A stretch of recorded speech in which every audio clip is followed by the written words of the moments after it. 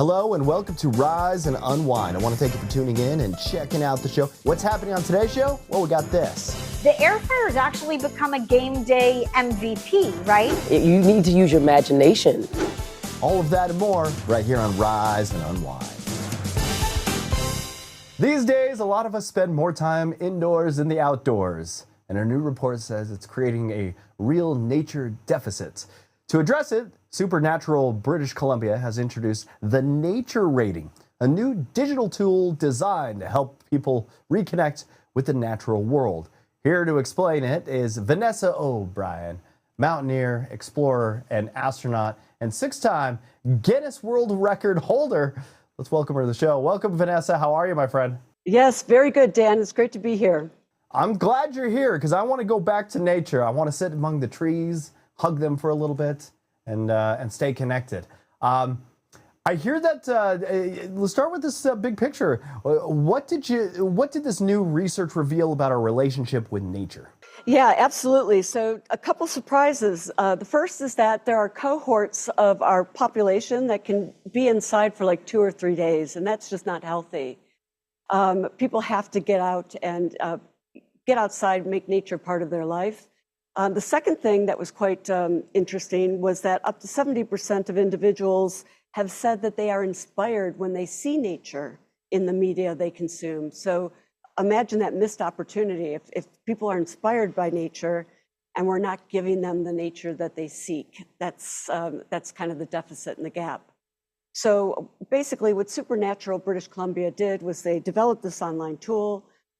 It's the first of its kind. It's free to use, super easy, and actually a bit of fun because you can go online and it's analyzing your media. So this could be the songs you're listening to. It could be the books you're reading. It could be, the films you're watching, the TV shows, you name it. And it'll give you a rating from 1 to 10, 10 being the best, the most nature. And it'll make alternative suggestions. So if you have a low rating and you want to go up a little bit more nature to get that inspiration, it'll suggest some other titles. So these are fantastic things that really can help change our behavior and most importantly, inspire us all to get outside. Out of the findings, what statistics or results really stood out to you? You know, there were statistics that said people weren't, that there's the gap, and that's great, but the gap goes away. People might be busy for a point in time in college, studying for their exams, or there might be reasons in life when you're doing a little bit less than you might want to do.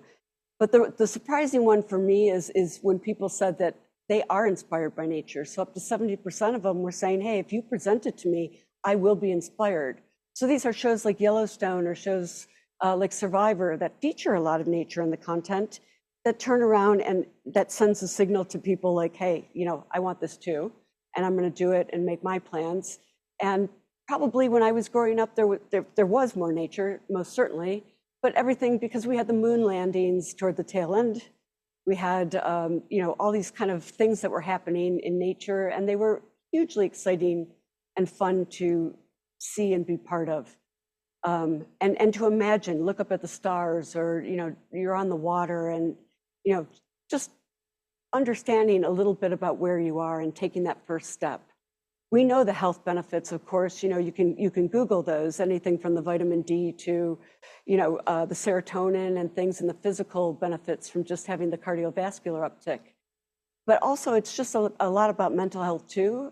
Being able to really, go out and de-stress and, just watch all these other things that are happening. Nature is hugely strong, powerful. It doesn't go to anybody's timetable. And at the same time, it has rejuvenating and benefiting capabilities itself to restore. And can you walk us through the Nature Ratings tool? What is it and how do people use it? It's so easy. I had so much fun with this over the last 2 days. You just go online, thenaturerating.com, and once you're there, it will tell you on the landing page that there's less nature and media today, but it invites you to add your media content. So back to the songs, music, any of the books that we're reading, and it will rate those. Once it rates those, it'll tell you why, very important. It'll make suggestions for higher nature-based content, and it will also say, you're here, you might want to go outside, and here's a couple of places nearby. So it's really an all-in-one tool. It's fantastic. But, it's understanding that, if everything that you put in there has a low nature rating, you're really not getting the inspiration that you need or require that translate to getting you outdoors. And that would be a big boost to switch those behaviors. All right, I just looked up our studios. We have an 11.6, so we're not doing too well right now. It says I have a nature deficit. I need to get outside more. So what are some easy ways the average person can reconnect with nature in daily life? Absolutely. Take one step at a time. Literally one step. Get outside. Go look out the window. Go plant a flower box. Just whatever you do, don't sit inside all day for 8 hours and make an excuse that you got to check this. Be selfish with your time. Get outside. You will have so many benefits from doing it. And be selfish with your holidays and vacations. Plan what you want to see, what you want to do. Make some time, and use your curiosity and explore. Have fun. Yeah, but these fluorescent lights give me that unnatural glow on my skin that I was looking for. Yeah, me too. And for anyone who wants to try the tool or dig deeper, where should they go? Yeah, it's thenaturerating.com. Easy, free, fun. Vanessa O'Brien, thanks for joining us this morning. Thanks so much, Dan.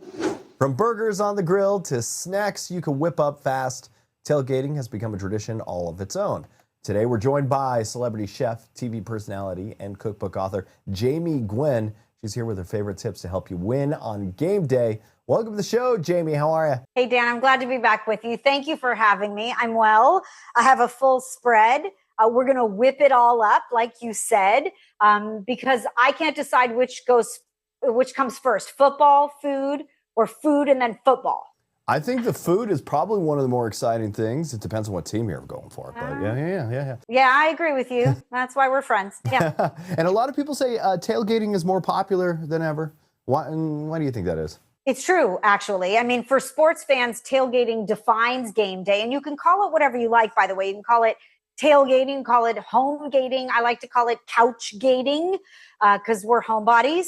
But with that said, the real fans know that tailgating is more than a grill and a cooler, right? It's become a lifestyle. So I plan my menus. I like easy, fun, festive recipes. I put out a big spread. I'm all about a new snack every quarter. I mean, we're going to live it up, whether you're couch gating or Friday night lights.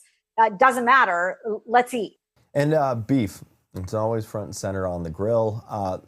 Why do you think it's such a go-to for game day? When it comes to tailgating, there's no doubt that beef is king, right? Juicy burgers sizzling on the grill, the ultimate crowd pleaser. Research shows actually that nearly 75% of fans say burgers are a must-have for grilling. With lean ground beef, you get rich flavor. You get high quality protein, which we're all searching for. You get endless topping possibilities. You can put a build your own burger bar out, which I love because then I get to enjoy the party. You build your burger with everything you like. I will put barbecue sauce on mine and jalapeno jack. So you get like the sweet, spicy, tangy goodness. And I love these spicy sliders. They're cheeseburger sliders that are completely customizable. One of the reasons I love them is for the good ground beef. The other is you can hold with one hand and high five with the other and root on your team. But the ground beef itself is not just for burgers. This is an easy nacho beef dip. It is made from 3 ingredients, ground beef, queso, and salsa, and it is wildly addictive.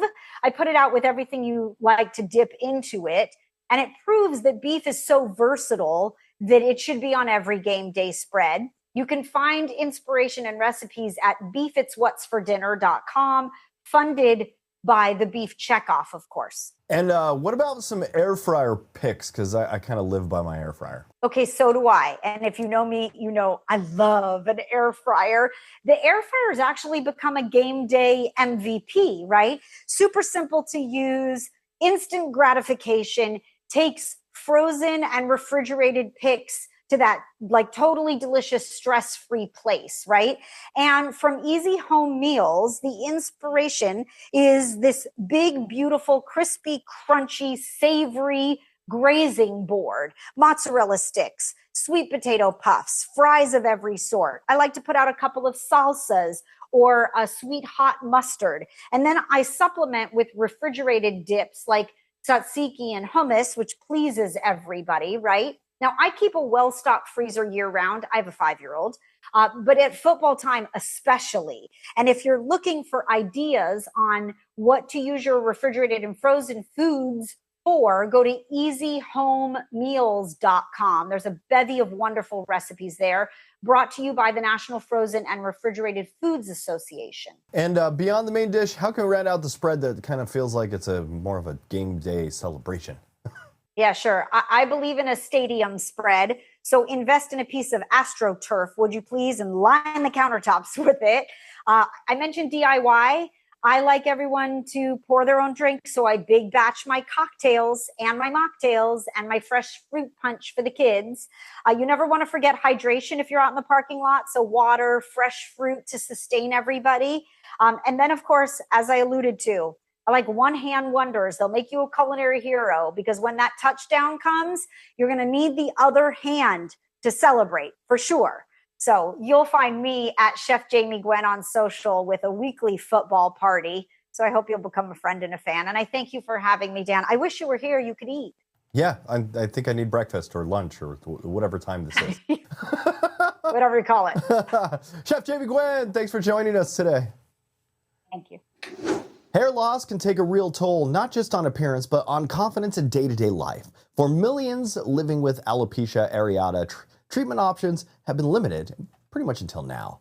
Joining me today are Dr. Meena Singh, a board-certified dermatologist, and Brandy Jones, who lived with alopecia since childhood, to share what this new FDA-approved option could mean. Welcome to the show, you two. Thank you. Thank you. Thank you so much for having us. I'm really glad to be here with Brandy as well as Sun Pharma to help raise awareness for alopecia areata. All right.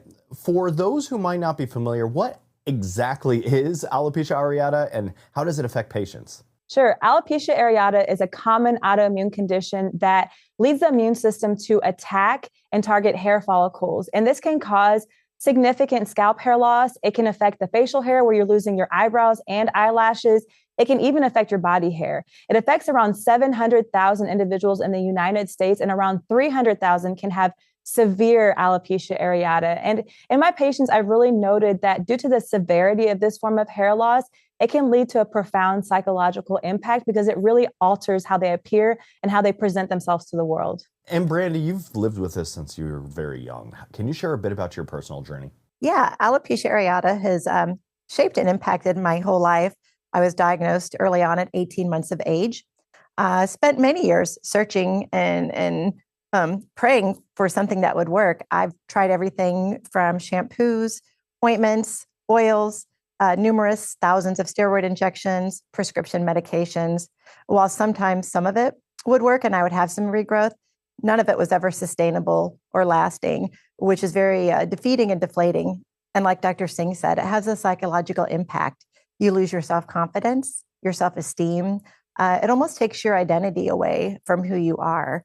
It can be very depressing and isolating as you find yourself kind of hiding from social situations at times. And there's a new FDA-approved oral treatment. What does it mean for patients who might qualify for it? Yeah, so as a doctor who specializes in hair loss, this is a really exciting time for us. There are new therapies called JAK inhibitors, and they're approved for severe alopecia areata in adults. In recent clinical trials, it's shown regrowth faster in a condition who historically has had unmet needs due to ineffective therapeutic options. It's important to remember, though, that patients respond differently to therapy. So if there's a treatment in the past that has failed or didn't work well, we may have better options for you now. And just from a clinical perspective, having these new effective therapies in our toolbox has been just really exciting. And if you're a patient that suffers from alopecia areata, I highly encourage you to seek out your provider to discuss some of the latest treatments for hair regrowth. And Brandy, how has starting treatment impacted your outlook and daily life? Yeah, it's been wonderful. I have my self-confidence back. I feel like I'm myself again for the first time in decades. I have found something that works. I don't have to worry about unpredictable hair loss or patches. Everyone's experience can be different, but with my regrowth, I no longer worry about the things that I used to, like a windy day or my hair extensions falling out at work. I would encourage anyone who has this condition, or if you know someone, to reach out to your provider, talk to them about the newest treatments that are available. All right, so where can people go if they want to learn more or connect with some of the resources? To learn more, I highly encourage patients to visit the website for the National Alopecia Areata Foundation at www.naaf.org, or as Brandy suggested, to reach out to your provider to learn about the latest treatment options for hair regrowth. I want to thank you two for joining me this morning.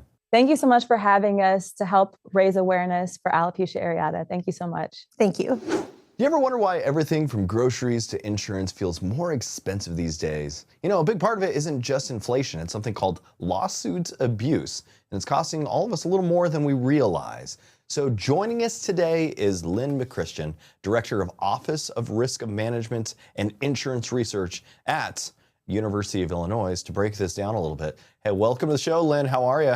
I'm doing fine, Dan. Thanks for letting me be here. All right. We see these lawyer ads all the time on billboards everywhere. How does all the advertising actually encourage people to file lawsuits? Well, they're deceptive and they're aggressive and they're also deceiving. So what happens is they set like a target amount. They make people think that every single insurance claim is a chance at easy money.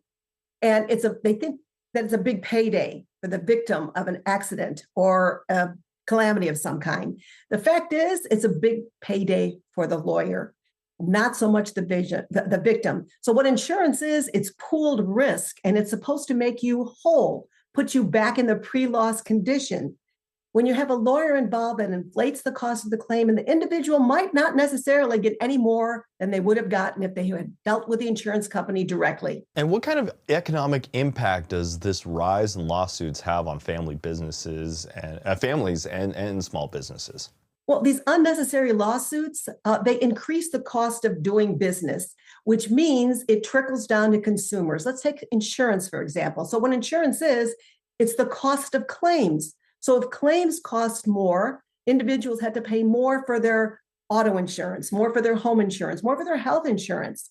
So take this, for example. So the study was recently done, and it showed that about $1,600 more per individual due to unnecessary litigation, and $5,200 for a family in costs of goods and services because of the increase in litigation. It increases the cost for all of us. And many times it's a question of time or money. You can get your insurance claim settled faster in many cases by going directly to the insurance company. And if somebody's thinking about pursuing a lawsuit, what's important to consider before they kind of start going down that road? I always think it's a great idea to call your insurance company first, give them a chance. Those people at the insurance company are trained, they're licensed to serve the policyholder, to make them whole, not to make them rich. That's the distinction. They want to get them back to the pre-loss condition. The other thing is every single state has a Department of Insurance to help consumers understand that. The lawyer shouldn't be your first call. Let your insurance company show you that they want to make you whole, get you back to where you were before an incident occurred. And what changes do you think could help ease these costs for consumers? Well, Florida has done a great job on instituting some legal reforms. What they've done is they put some caps in place. They've moderated what lawyers can advertise, and it's made the market come back healthy. And Florida can be a model for other states on how to control those costs and keep the cost of insurance in check. So Florida did have a problem. It recognized it, it fixed it, and those reforms are working. All right, Lynn, where can people go to learn more?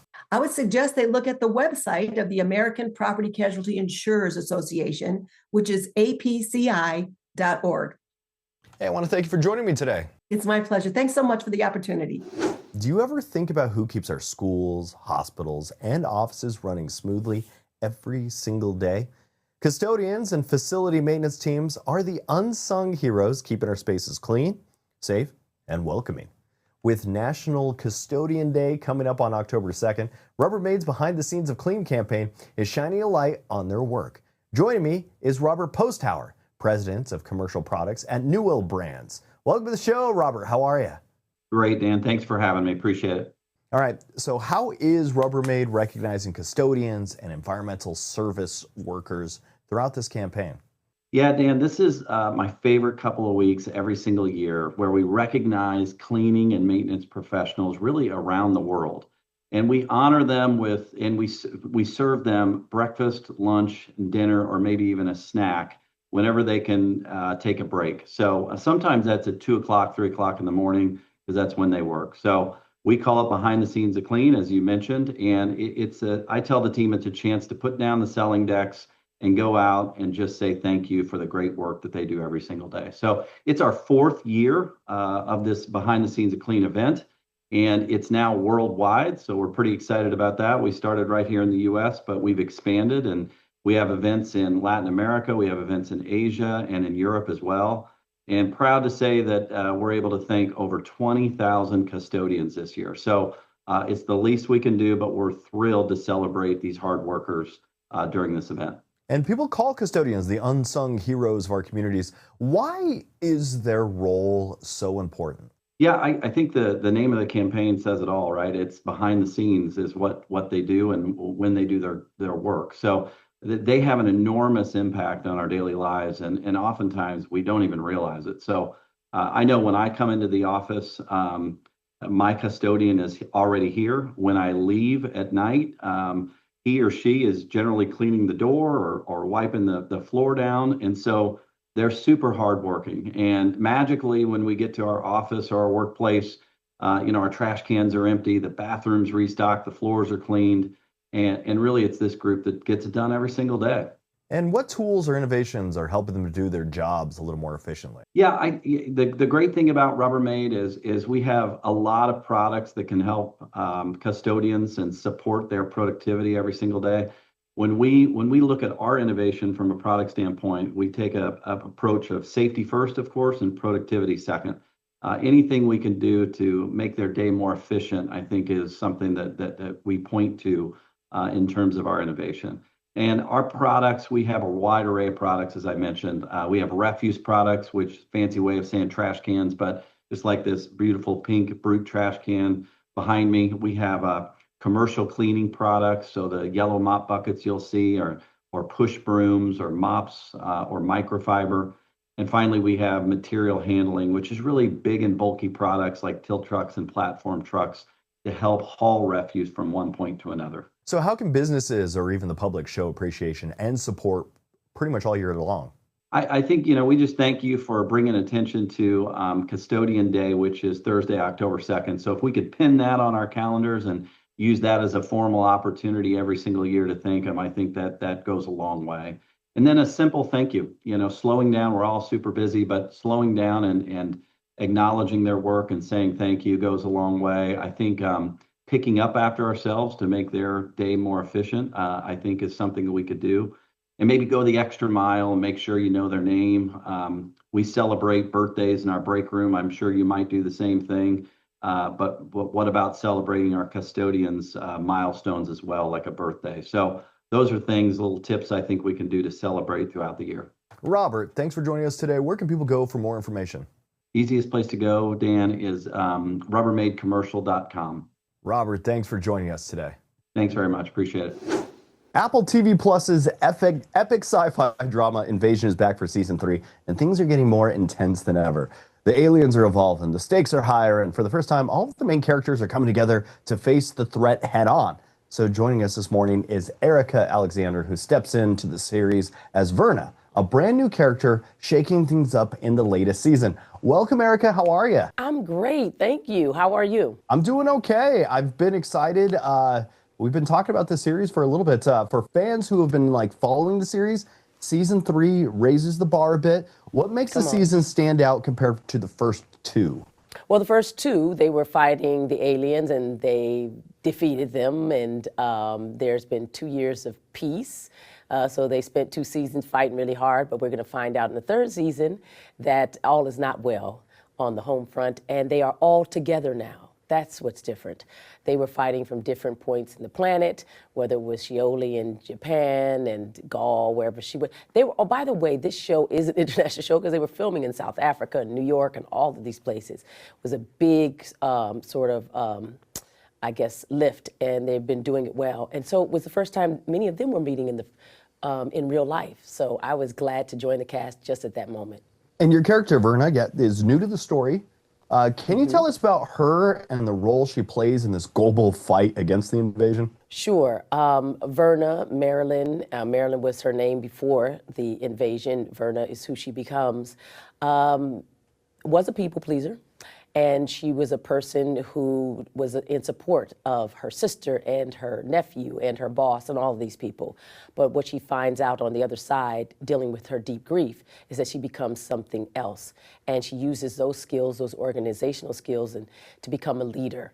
And not necessarily from the greatest place, but she is very human in that journey. And one of the big shifts this season is that the characters' perspectives, they all finally collide and start, they're forced to work together. How does that change the tone or the energy of the series? I think it's always really wonderful for people who have been fans and watched the show, for people to start that they've admired, to see how they're going to work against or for with other people that they've never met. And, you know, we imagine that the actors are not necessarily the characters, but I think there's a certain kind of buzz you get when you put two things together, like peanut butter and chocolate. So I think that that's really fun. And there's a lot of really great special effects and collaboration with the productions designer and all of these things happening, that, you know, there's certain characters who can speak to telepathy and all of those things. So there's a great design in the way Simon Kinberg built out a huge world. And for the characters to finally meet and work within that world is what this third season is about, along with these apex predator aliens who are coming at us hardcore. And they are scary creatures, but they're also fighting these very human battles. And yeah, you're right. The show has been praised for its incredible visuals and suspenseful storytelling. What was it like for you stepping into this world and filming these big cinematic moments? It was a lot. I'm not gonna lie. You need to use your imagination in order to play these characters, because a lot of the time you're staring at nothing. I mean, nothing. Look over there, scream, clap, you know, and you just have to go with it. And you know that there's people who are professionals who know what they're doing. You stay in the moment and you authentically try to deliver something that's spontaneous and brand new and feels fresh, even though you're doing it over and over again. And you've got a lot of amazing background players who are inside of it. And everyone's just working to collaborate to make this world. I think humans are amazing, that we spend a lot of our time just telling stories. And we are desperate for people to understand who we are. I think that is a message in the bottle to whoever shows up, whether we're here or not to see them. We'll see, but I do believe that that's our love letter to the galaxy, is our stories. Erica Alexander, I want to thank you for joining me this morning. You could stream season 3 of Invasion right now on Apple TV Plus, with new episodes dropping every Friday through October 24th, so don't miss it. Erica, thanks for joining me. Thank you, and appreciate the opportunity to be with you. I want to thank you for tuning in and checking out Rise Unwind, and until next week, that was Rise Unwind.